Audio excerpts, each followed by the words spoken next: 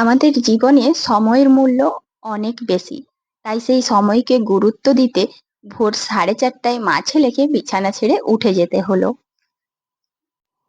ছোট্ট একটা গ্রাম থেকে আমি মুনমুন। ব্লগার মুনমুন চ্যানেলে তোমাদের প্রত্যেককেই অনেক অনেক স্বাগতম। যে বা যারা ভিডিওটা দেখছো নিশ্চয়ই ভালো আছো, আর আমিও ভালো আছি। তো দেখো, সকালবেলায়, সকাল না ভোরবেলা, এখন বাজে ভোর 4:30। আর ইচ্ছে না থাকলেও যেন তো মা ছেলেকে আজকে উঠে পড়তে হলো। ওই যে কথায় আছে না, সময় সময় তো তার গতিবেগে এগিয়ে যাবে। আর সেই সময়কে যদি আমরা গুরুত্ব দিতে না পারি, তাহলে কিন্তু আমরা অনেকটাই পিছিয়ে পড়বো। তাই আমাদেরকেও জীবনে এগোনোর জন্য কিন্তু সময়কে গুরুত্ব দিয়ে সময়ের মূল্যবোধ কতখানি সেটা কিন্তু বুঝেই এগিয়ে যেতে হবে। ঘড়ির কাঁটা যেমন ঠিক তার গতিবেগে চলছে, আমাদের জীবনও কিন্তু সেই একই গতিবেগে চলে যাচ্ছে। আর সেই গতিবেগটার সাথে তালে তাল দিয়ে যদি চলতে পারি, তবেই কিন্তু আমরা জীবনে সফলতা পাবো।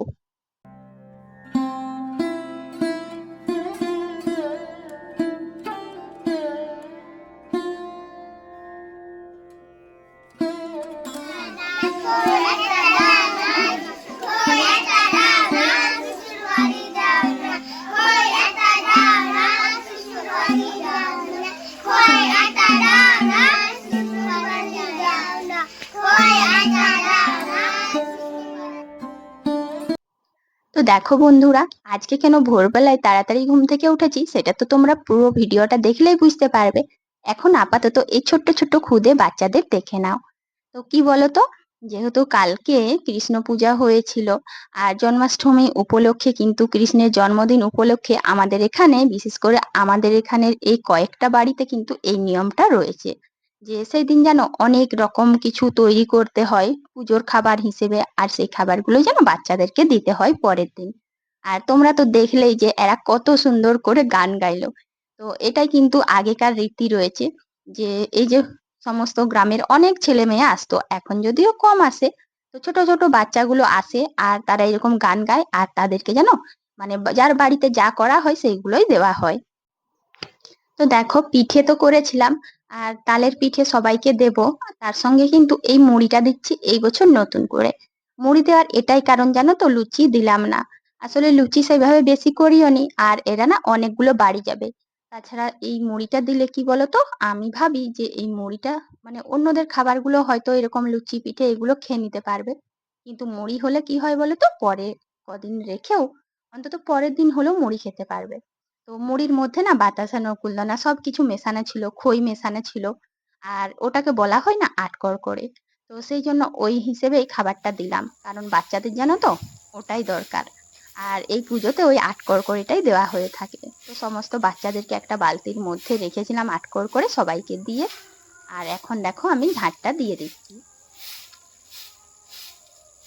তো যখন আমি দিয়েছিলাম না, কিছু কিছু মুড়ি, খই আর বাতাসা সব যে একসঙ্গে মেশানো ছিল, সেগুলো একটু একটু পড়েছে। তাই ভাবলাম যে আবার অন্য বাচ্চারা আসবে, তাই ভালো করে উঠোনটা একটু ঝাঁট দিয়ে দিই। জানো তো, ভোরবেলায় যদি না উঠতাম, তাহলে এই সুন্দর সুন্দর দৃশ্যগুলোও দেখতে পেতাম না, আর ছোট বাচ্চাগুলোও কিন্তু ঘর ঘুরে যেত। তো ছোট বাচ্চাগুলো তারা কতটা আনন্দ নিয়ে এসেছিল তোমরা তো দেখলেই। তো তাদের যে এই রীতিনীতিটা রয়েছে, তাদের কেন আমাদেরও। তো যদি এই রীতিনীতিটা না পালন করতাম, কি হতো, সংসারের অমঙ্গল হতো না কি হতো জানি না। কিন্তু এই ছোট ছোট বাচ্চাগুলো নিরাশ হয়ে ফিরে যেত, এটা কিন্তু সত্যি আমাদের জন্য ভালো ছিল না। আর তাই জানো তো, প্রতি বছর এই দিনটাতে, যেদিন জন্মাষ্টমী পালন করা হয় তার পরের দিন কিন্তু আমি অনেক ভোরেই উঠে যাই। আর সঙ্গে কিন্তু এই বছর ছেলেকেও তুলেছি।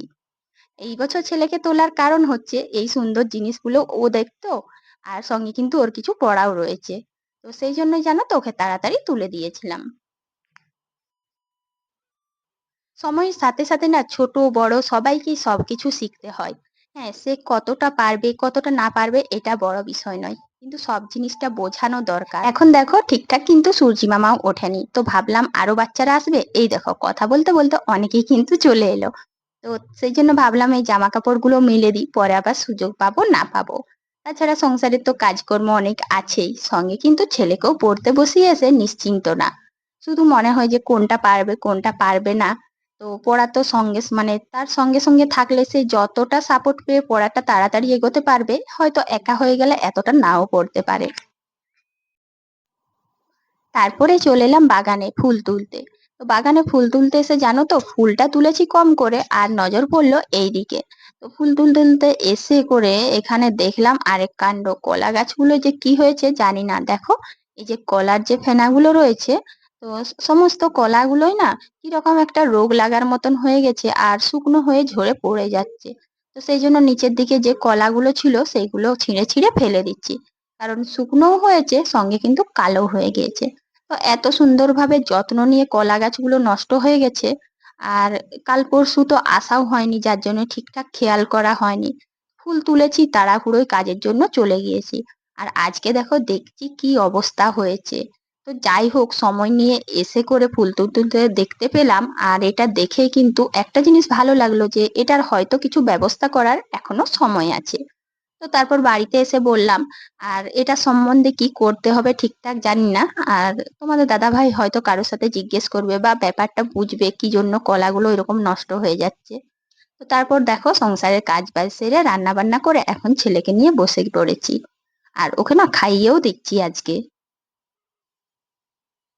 আর জানো তো আমার ছেলেকে না ইচ্ছে করে খাওয়াতে বসেছি।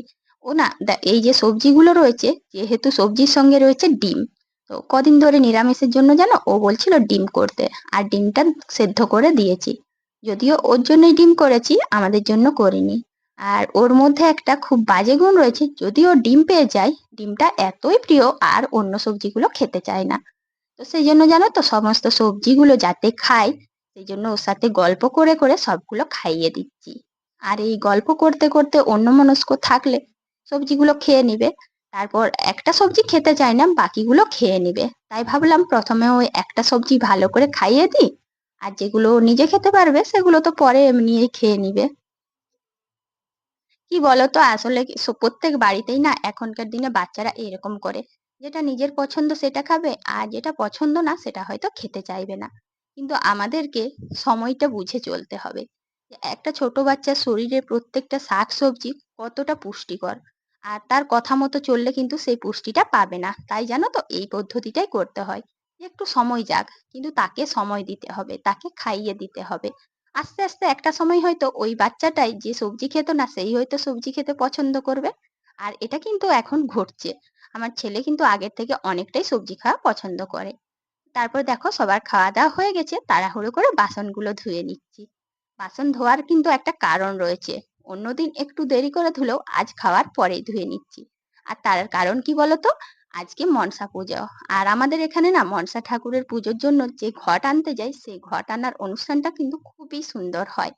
আর দেখো সময়ের সাথে কাজগুলো না করলে এই অনুষ্ঠানগুলো দেখতে পাবো না। তো যাই হোক বন্ধুরা, আমাদের এখানে গ্রামের উৎসবে মনসা ঠাকুরের ঘট আনা কেমন হয় তোমরা একটু দেখে নাও।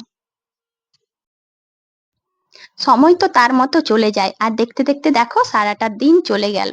তো সময়ের সাথে যদি তাল দিয়ে না চলতাম, একটু গুরুত্ব না দিতাম সময়কে, তাহলে আজকের এই সুন্দর মুহূর্তটাও দেখতে পেতাম না।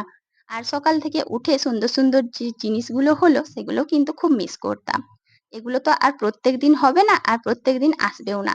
তাই সময়কে অবশ্যই গুরুত্ব দিতে হবে। আমাদের জীবনে সময়কে গুরুত্ব না দিলে আমরা কিন্তু অনেক কিছুই হারিয়ে ফেলবো। আর এদিকে দেখো মনসা পুজোর ঘট আনছে, সবাই দাঁড়িয়ে রয়েছে। আর আমরা জানো তো ভয়ে ভয়ে দেখছি, কারণ এই মনসা ঠাকুরের ঘট আনার সময় একটা খুব সুন্দর জিনিস হয়, সেটা হচ্ছে সাপ খেলানো। তো দেখো আজকে কিন্তু একটু বিঘ্ন ঘটেছে পুজোতে। সবাই যারা এই যে পুজো দেবে বা মানসিক আছে সবাই স্নান করে আসছে।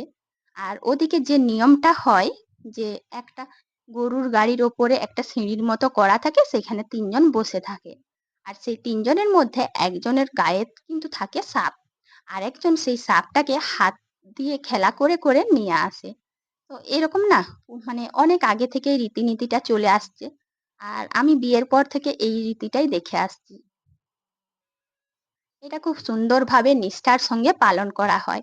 আর দেখো পেছন দিকে ওই যে মা বোনেরা সবাই যারা রয়েছে প্রত্যেকেই স্নান করে আসছে, খুব জাঁকজমক ধুমধাম ভাবে এই অনুষ্ঠানটা হয়। মানে এই ঠাকুরের পুজোটা খুবই নিষ্ঠার সঙ্গে পালন করা হয়। এই যে দেখো একজন দেখো খালি গায়ে রয়েছে আর তার গলায় জড়ানো রয়েছে সাপ, আর একজন নয় দুজন রয়েছে সেই সাপটাকে খেলানোর জন্য।